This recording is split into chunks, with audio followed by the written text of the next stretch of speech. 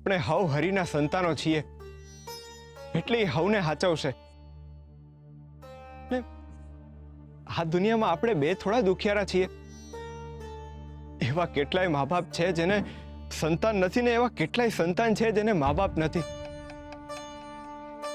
ही हंधाईनी रक्षा हरि करे छे ही हंधाईने हरि हाचवे ज छे એટલે તમે બહુ મન પર ન લ્યો જી થયું ને એ હંધુય હરિની ઈચ્છાથી જ થયું છે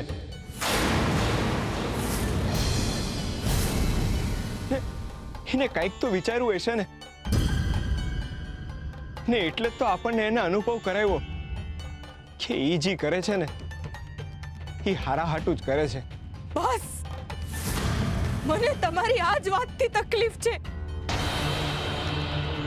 કઈ થાય તો હરી કઈ ના થાય તો હરી આખો દિવસ બસ હરી હરી હરી કંટાળી ગઈ છું હું તમારા આવા એક ધારા રટણથી થાકી ગઈ છું તમારા મોઢે આ એકનો એક શબ્દ સાંભળીને અરે હરી સિવાય બીજું હંધુય છે જીવનમાં પણ તમને ખાતા પીતા ઉઠતા બેસતા બસ હરી હરી હરી મારા માટે તો તમારા જીવનમાં કોઈ સ્થાન જ નથી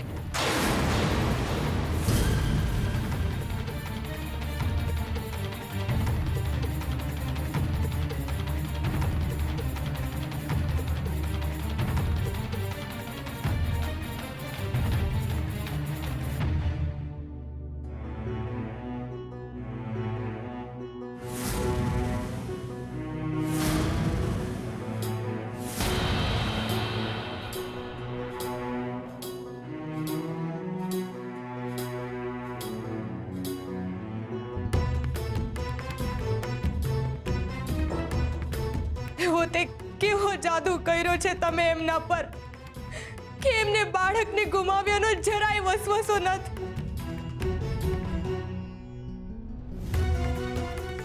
અટાણે એક બાપ તરીકે એમના હૃદયમાં પીડા હોવી જોઈએ એના બદલે એમના મોં પર ફક્ત તમારા નામનું રટણ છે ક્યાં સુધી અમને પકડીને રાખશો મારા જીવનમાં કેમ તમારા લીધે તકલીફો થાય છે તમારી ધૂનમાં મેં મારો છોકરો ખોયો છે મારું સર્વસ્વ ગુમાવી દીધું હવે તો એકલા મૂકો અમને અરે તુલસી હા તમે હું બોલો છો એ જ બોલી રહી છું જે અત્યાર સુધી સાંભળ્યું છે એ કહે છે કે મારી આ તકલીફ પાછળ તમારી ઈચ્છા છે અને મારા દીકરાનું મૃત્યુ તમારી ઈચ્છાથી થયું છે એટલે હવેથી મારા ઘરમાં તમારી ઈચ્છા નહીં ચાલે એટલે હવે મારા ઘરમાં તમે નહીં રહી શકો મારા ઘરને હું વધારે વેર વિખેર નહીં થવા દઉં આ ઘરમાં મારા ગોવિંદની યાદો છે તમારી હાજરીમાં મને મારા ગોવિંદની યાદોની હયાતી જોખમાતી દેખાય છે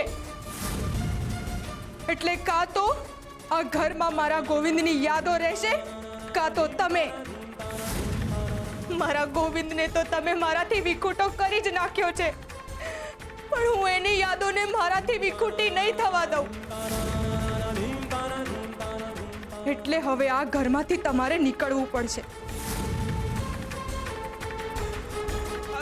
આ ઘરમાં કાં તો તમે રહેશો કાં તો મારા ગોવિંદની યાદો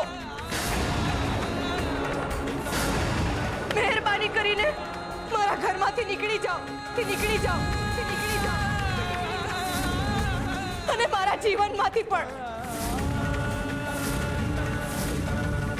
અમને એકલા રહેવા દો નીકળી જાઓ અમારા ઘરમાંથી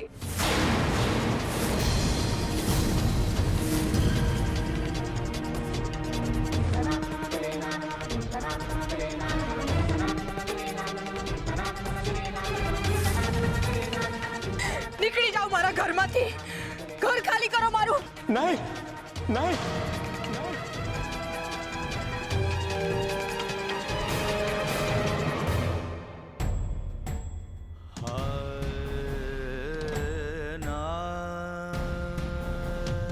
નહીં તુલસી આ પાપ છે હરી આયરે આવું ન કરો તમે. આ ઘરમાંથી હરી જાય ને તો આ ઘર આત્મા વિનાનું કોરડું બની જાય. હરી છે તો સઘળું છે ને હરીનું હોવાપણું જ આપણને જીવાડે છે. મને મારા ગોવિંદની યાદો જીવાડે છે. હા, યાદોમાં હરી છે. હરી વિના તો ગોવિંદની યાદ પણ તમને કારમી લાગશે. હરીને આ ઘરમાંથી કાઢવાનું પાપ ન કરશો. એ અધમ કૃત્ય છે ને હરી ઘરમાં રહેશે ને તો ઘર મંદિર બનશે. હું હરી વિના કેમનો જીવીશ? મારા ભાઈબંધ વિના તો એક ક્ષણ પણ કાઢવી મારા માટે મુશ્કેલ બની જાય. મારા માટે તો હરીનું જાવું એટલે પ્રાણનું જાવું. એટલે તમે હરીને મહેરબાની કરીને ઘરમાંથી ના કાઢશો. હા જ રાખો.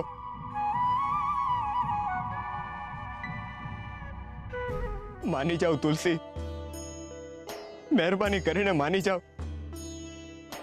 મારા કૃષ્ણ સાથે આવું ન કરો.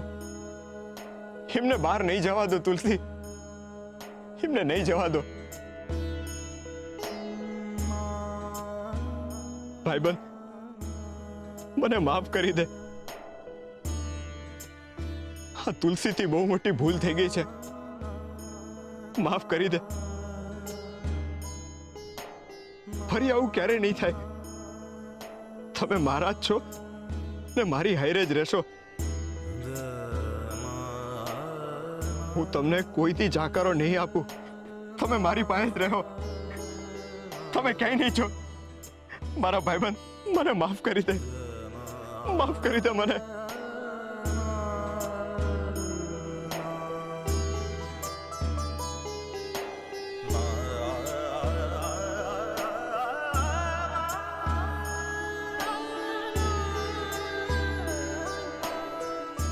એક બહુ મોટો પ્રશ્ન થાય છે હરી.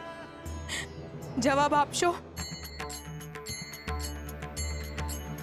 તમે તો ભગતના ભાઈબંધ છો ને, એમની હંધી વાત માનો છો, તો પછી એમના જ દીકરાને તમારી પાસે કેમ બોલાવી લીધો? હું કામ પ્રભુ? અમારી ઉપર આવો કેર હું કામ વર્તાવ્યો? ગોવિંદ જોડે મારો નાળનો સંબંધ હતો. એના વિના મારી આંખનું મટકુંય નહોતું મરાતું. હવે હું કેવી રીતે જીવીશ એના વિના? કેવી રીતે શ્વાસ લઈશ એના વિના? બોલો હરી, બોલો. એની યાદો મને જીવવા નહીં દે. નહીં દે હરી.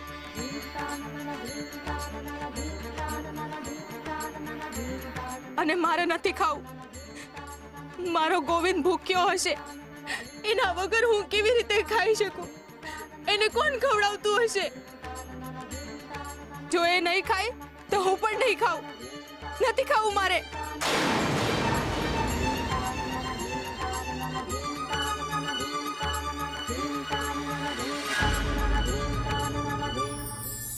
કર્મ.